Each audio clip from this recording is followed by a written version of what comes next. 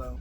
So, this is a weird angle, but I hope you're well as you tune into this. I don't know how long this video is gonna be. Hello, how's it going? So, I smoke a lot, and I try not to mix this with that too often. At least not directly. So, like, a lot of the times I'm writing and I'm like creating things, and I'm low-key like stoned, but I don't very often. I think I've done it in the past, but I don't often. Sorry about the background noise. Hopefully the background noise isn't an issue, but I don't make it a point to like record while I'm doing this or anything like that. And I thought to do that. I haven't smoked yet at all today. This is the first time I'm smoking, and I don't know exactly what we're gonna talk about, but hopefully this is repeatable. So, by the way, at the time of recording, it's March, and so it's very likely that by the time this gets posted, it'll be like July or something. So, hello, time traveler, how's it going? I was talking with a mutual on live stream yesterday, and I basically was asking her if I was like ready for the breakthrough that I seek. And I think she also needed that question or something. She was excited to answer it. And I think it's a really important question because I think readiness is more of a mindset, not like a state of being. You know what I mean? You decide when you're ready and you go for it. You know, whether or not you succeed is a different thing, but you know, you choose to be ready and you go for it. And the reason why I'd asked that question, I'd asked it myself before I asked anybody else, and I feel like the answer was pretty clear, relatively. You know, yes, you are ready, but and one of the things that I was telling her, and this could just be a projection, but one of the things I was telling her was that I feel like other people aren't really ready to receive what I have to offer, and maybe that's not true. Maybe that's not true. Maybe I just have to make more of an effort to align with the people who are ready, you know, because I'm sure there are people who are ready for what I have to offer, but I don't know, one second. And I think another part of it, excuse me, is that when it comes to breakthrough energy, when it comes to pushing past the glass ceiling or whatever, it doesn't just affect you. We don't live in a vacuum. I feel like I've been saying this the last few days. We don't exist within a vacuum, and the things that you do or don't do inadvertently affect other people, whether or not you even know those other people, you know? Also, the butterfly effect is something I guess we could label it as, but either way, you know. And so that's something that I recognize in the back of my head, that there will be people that I don't intend to affect with a breakthrough that will be affected, if that makes sense. And yeah, sure, I recognize that it's not really my responsibility, it's not really my business to worry or think too much about who will be affected that was not the intended audience. You know, and I think it's unfortunate, but a lot of mystics, a lot of people, really talented people, hold themselves back because they are so sensitive to other people's energies and how other people perceive them and whatnot. And so they're like, I don't want to have to deal with these people criticizing me or like feeling the type of way about me, so I'm just gonna not do it. I'm not gonna pursue it. I'm gonna go for it. And unfortunately, that's what those sorts of people want. To some degree, they want you to dim yourself, to hold yourself back, to not reach your full potential, so that they can feel better about themselves, so they can feel, you know. And it's unfortunate that people operate that way, but a lot of people do operate that way. Like, they feel insecure within themselves, and so they can't really witness or help to watch other people succeed or do better, you know. And it's really sad because it's like, when you have that mindset, you're holding yourself back in a way, because, you know, true success recognizes community, recognizes like mutual support versus competition, you know. And if you're the type of person who's competing with other people and like also secretly competing with people, let's talk about that. You will likely see a lot less success in life, unfortunately. And sure, there are outliers, there are people who are exceptions to the rule, but generally, when you have that mindset, when you have that behavior pattern, you know, you really do block your own blessings, unfortunately.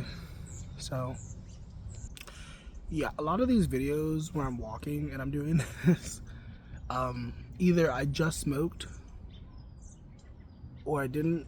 I mean, what are the other options? Either I did or didn't. But a lot of the times, those are videos where I already smoked, and it's kind of weird to be recording while I'm smoking. I don't know. In between takes, I'm thinking about sensitivity, like energetic sensitivity, and how to deal with that, I guess. Because I'm a very sensitive person. I pick up on a lot of energies, I feel a lot of things. And if you're not careful, picking up on these energies can definitely be a detriment if you are not careful, if you do not shield yourself, if you do not regularly come back to center. And I'm thinking about it also because of like the way that the marijuana is interacting with my body and my mind as I'm trying to get these ideas out. Because one thing about marijuana, one thing about drugs in general is that it amplifies things. Most drugs, there are different types of drugs, but most drugs, especially the ones that we use for recreational use, tend to amplify things. And so if you're not aware of that, if you're not conscious of that, then you will, and this is one reason why people say that you should like be wary of like doing drugs when you're already in an agitated or like down state, because it'll amplify that. Like ideally you want to get yourself to an elevated state, to a positive state, and then indulge, ideally. And I don't always adhere to that, but I do recognize that as solid wisdom. And I don't know, if there was one thing I think we should change about the way that we look at drugs is like, you know, awareness. I don't think drugs are inherently bad. I think what makes them bad is our lack of awareness with how they genuinely truly work with our bodies and our minds. I've never been an alcohol person. Excuse me. I've never been a person to care for alcohol. There was a moment in alcohol where I had friends and they drink alcohol, and I drank with them, but I never really cared for the taste of alcohol, for the effects of it. No thank you. And don't get me started on beer. If we're drinking, like, I don't give a fuck about beer. Like, if we're gonna drink something, don't let it be beer, like that weak ass shit. Like, no. But anyways, let me add some nuance though, because I will say, like, objectively, putting alcohol, which is a poison, into your body is poisonous. Like, that's an objective aspect of it. But there's a lot of things that we naturally or regularly put into our bodies that are not necessarily the most healthy. Like any type of food, any type of processed food, you know what I mean? That's an example. And we've gotten used to that. We've learned how to handle it. Excuse me, but objectively it's not healthy to put those things into our body. But outside of that, once again, I don't think drugs are inherently bad. I think it's the way that we use them and our awareness of the potential benefits from it that are necessary if you want to maximize your benefit or your gain from doing substances. And I'm also talking as somebody who used to do math. Oh, is that a butterfly? Not a butterfly, I said a butterfly. I meant to say ladybug. I don't know what that was. I don't know if you saw that, but there was something flying. I used to do math, and thankfully, I had a sense of awareness and a sense of spirituality back then. So, because when I first started smoking weed, I didn't necessarily have a sense of spirituality. I think I was an atheist when I first started smoking weed. I'm not sure what where my mindset was when I first started smoking weed. It was high school, I do know that. It was like junior year. But I do believe that my sense of spirituality, my sense of like higher awareness definitely helped me to move away from meth. There were other factors, sure, but I think that was the bulk of it because, and I've talked about this before, if you go to the link tree down below, I have a book out and I talk about it in that book, the different ways in which I tended to my mental garden during those times, listening to affirmations regularly, writing affirmations, doing affirmations, you know what I mean, doing all that stuff.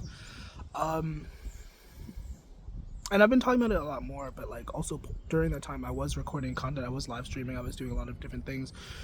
And I've been talking about it more recently, the behind the scenes of that time, because you can see me do different things and like make videos and pull cards and stuff during that time, and I'm not ashamed of it. I'm not like afraid to be like, oh yeah, I was also doing X, Y, and Z behind the scenes, because that's what it was. That was the truth. And it definitely helped to some degree. Like part of why I was doing it, part of why I convinced myself that it was okay, was that because I was using it as a supplement, if you will. You know, because I was diagnosed with ADHD, and so you know I used to be prescribed amphetamines, and meth is methamphetamine. It is a pick me up. It is a stimulant. So to some degree, I kind of convinced myself that it was okay, because that's how, you know, my body specifically interacts with it positively, you know. And so I did. I mean, because a lot of the time when I did it, I got a creative spark, and like sometimes I would write like whole albums. Now, did all of them get recorded? No, but I wrote a lot as a result of doing that substance, and it definitely helped a lot. Some of the songs that I did, I mean, I did record a lot of the songs during the time while I was on it, and that was a thing. And it's funny because I have this song about going sober, where I started being sober. When I started writing the song, I was sober for like 2 days, and I write that in the song, like 2 days sober, and you know, and then later in the song, I admit, I'm like, you know, I'm not actually sober right now. But you know, like I don't, because I'm not trying to romanticize it or like make it seem like it's better than it is, but like I do think that anything that you use with the correct intention can be beneficial, can be positive, or just about anything, you know. And I think it was unfortunate because I met a lot of other musicians, a lot of other mystics, people in general, who were also dealing with drugs and dealing with substances, and unfortunately some of them did not get to make it out in the same way that I did, question mark. I mean, I don't know what they're doing now. I also, like, to balance it out, I also witnessed people who did get out like before I did, and like were doing rehab and like AA and all that stuff, and that was really cool to witness, you know, because drugs, once again, I'm not going to demonize drugs, but I'm also not going to glorify it and romanticize it and make it seem like it's better than it is. But, you know, it's a very dangerous thing that a lot of us have normalized in society. You know, doing drugs, getting drunk, you know, indulging in our vices, you know. I really did not expect to talk so much about drugs in this video, but I guess it makes sense because this is the first time that I'm doing this, and so I don't know. Let me talk about the the obvious stuff. I'm just kind of thinking out loud, but I might have to start writing down ideas for these types of videos, because 9 times out of 10 I'm walking, I'm moving, and that kind of helps to get my brain going. And I feel like if I'm sitting down, if I'm like stationary, I do kind of need to be more organized with my thoughts. So I don't know what the next type of video of this will look like. I don't know, but I'm gonna end this here.